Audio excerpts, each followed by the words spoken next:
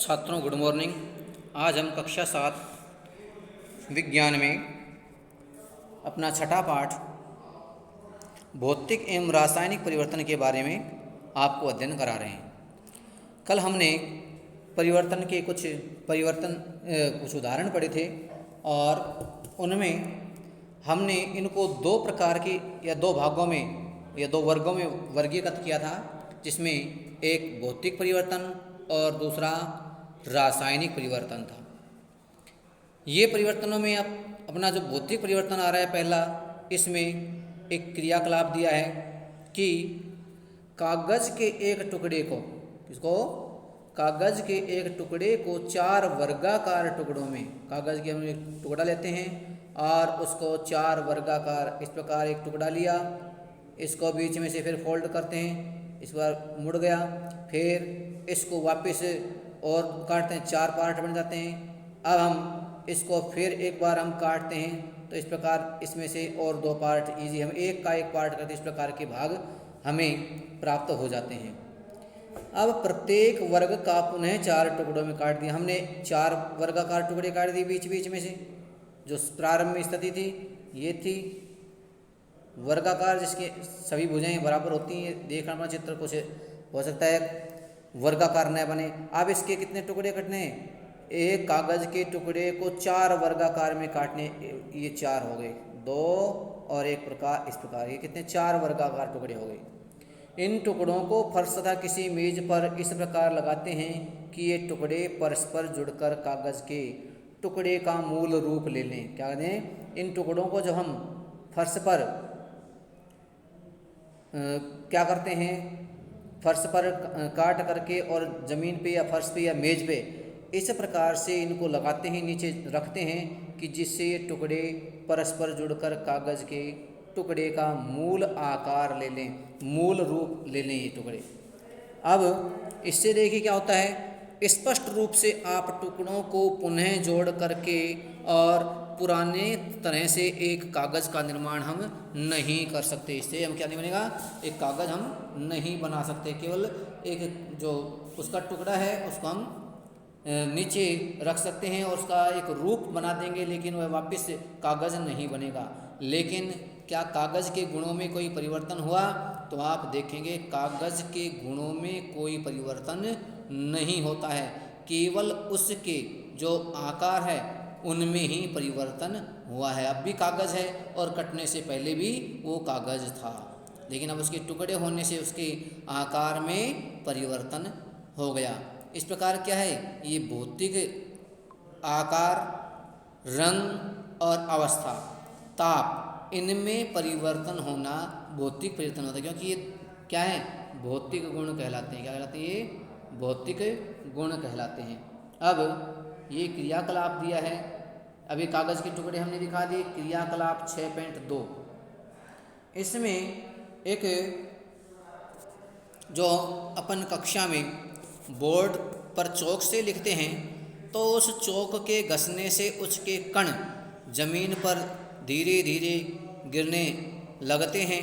तो क्या कहते हैं, अपनी कक्षा की चाक बोर्ड के आसपास, अपनी कक्षा की चौक बोर्ड के आसपास फर्श पर गिरे चौक पाउडर को एकत्रित माने इकट्ठा कर लेते हैं। कहाँ लेते हैं? इकट्ठा कर लेते हैं चौक बोर्ड से, जो चूर्ण नीचे गिरा है उसको, अथवा चौक के एक छोटे टुकड़े का चूर्ण या पाउडर बना लेते हैं। क्या बनाते हैं? पाउडर बना लेते हैं।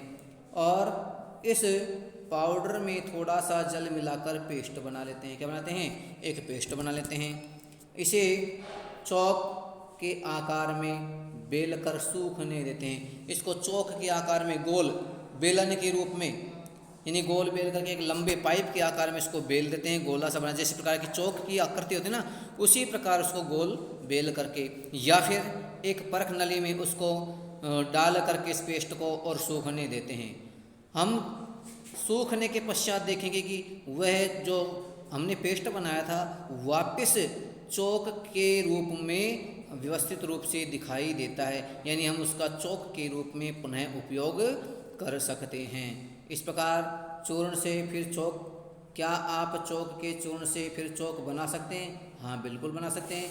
चौक से चूर्ण बना लेंगे, नहीं, और चूर्ण से वापस हम चौक बना देंगे। क्यों? चौक को हम यदि बोर्ड पर लिखेंगे तो उससे घिस करके पाउडर बनेगा, पाउडर को वापस उसको पेस्ट बना करके और सुखा देंगे गोल बेल करके, तो चौक बन जाएगा। इस प्रकार इसके क्या हुआ, आकृति में परिवर्तन होता है। चौक से चूर्ण बनता है, चूरा सा, और पाउडर बनता है, पाउडर से वापस हम पेस्ट बना करके उसको चौक के रूप में परिवर्तित कर सकते हैं। क्रियाकलाप 6.3 में देखिए, अगला दिया है कांच या प्लास्टिक। कांच या प्लास्टिक के कटोरे में थोड़ी बर्फ़ लेते हैं और बर्फ़ के टुकड़े से जो पिघलने तक बर्फ़ को क्या करते हैं, उन टुकड़ों को धूप में रख देते हैं। अब आपके पास बर्फ़ और जल का मिश्रण होगा। क्या होगा आपके पास? बर्फ़ का और जल का मिश्रण होगा।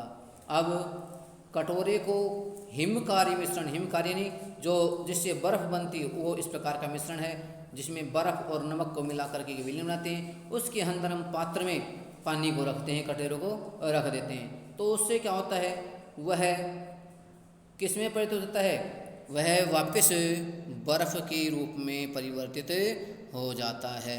यानी क्या बन जाता है? वापस बर्फ़ बन जाता है। हिमकारी मिश्रण, बर्फ़ और नमक का मिश्रण, उसके अंदर हम उस पानी और आधा पानी उसमें कुछ ऊपर तैरते हुए बर्फ़ के टुकड़े थे, उनको कहाँ रख देते हैं? हिमकारी मिश्रण में रख देते हैं। क्या जल फिर से ठोस बन जाएगा? बिल्कुल। बर्फ़ जो पानी है उस हिमकारी मिश्रण में रखने पर वह वापस क्या होता है? वह वापस अपने पूर्व रूप में आ जाता है। अब एक अगला क्रियाकलाप आ रहा है अपना, जिसमें क्रियाकलाप 6.4, एक पात्र में थोड़ा सा जल लेकर उसे उबालते हैं। क्या आपको जल की सतह से भाप निकलती दिखाई देती हैं? तो आप देखेंगे जब हम जल को उबालते हैं तो उसमें से भाप निकलती हुई दिखाई देती है और ये कुछ दूरी तक उठती हुई दिखाई देती है। उसके पश्चात वह वातावरण में, वायुमंडल में विलीन हो जाती है और वायुमंडल में वायु के वाष्प के रूप में, भाप के रूप में वह हमें दिखाई नहीं देती है। कुछ सतह पर, कुछ दूरी पर ये जल की जो भाप निकलती दिखाई देती है। उबले हुए जल से कुछ दूरी पर भाप के ऊपर किसी बर्तन को उल्टा करके रख देते हैं। कहाँ रख देते हैं? उल्टा करके रख देते हैं। अब उसकी सतह पर देखते हैं कोई परिवर्तन हमें दिखाई देता है अथवा नहीं देता है। आप देखेंगे कि उस बर्तन की सतह पर हमें जल की बूंदें दिखाई देती है। जल की बूंदें कहाँ से आई? जल की बूंदें जल वाष्प जो भाप के रूप में परिवर्तित हुई, वह भाप बर्तन की ऊपरी सतह पर जाकर के ठंडी होकर के क्या होती हो, और ठंडी होकर के वो जल के बूंद में परिवर्तित में संघनित हो जाती है, जल में परिवर्तित हो जाती है और वो जल की बूंदें हमें वहाँ पर दिखाई देती है। तो इस प्रकार इसमें क्या हुआ? केवल द्रव की अवस्था में परिवर्तन हुआ। किसमें हुआ? अवस्था में परिवर्तन हुआ। द्रव से, ठोस से द्रव में बदला। भाप जो आपकी बर्फ थी वो किससे? ठोस से, ठोस में किसमें? जल में बदल गई। जल को गर्म करने पर जल किसमें बदल गया? वाष्प या भाप यानी गैसीय अवस्था में बदल गया। यानी इस प्रकार इनकी केवल अवस्था में परिवर्तन होता है और जल में कोई परिवर्तन। जल अपना मूल रूप में है, उसको हम गर्म करेंगे तो वापस क्या बन जाएगा? वो वापस जल बन जाएगा। आगे है एक अगला क्रियाकलाप, एक ब्लेड को गर्म करते हैं ज्वाला पर। क्रियाकलाप नंबर 6 है अपना। इसमें देखिए सावधानी दी गई। सावधानी क्या है? ज्वाला पर कार्य करते समय हम सावधानी बरतें। क्यों? ज्वाला में ताप होता है और उससे हमें खतरा होता है जलने का, इसलिए हमें ये जो प्रयोग करना है वो सावधानी पूर्वक करना है।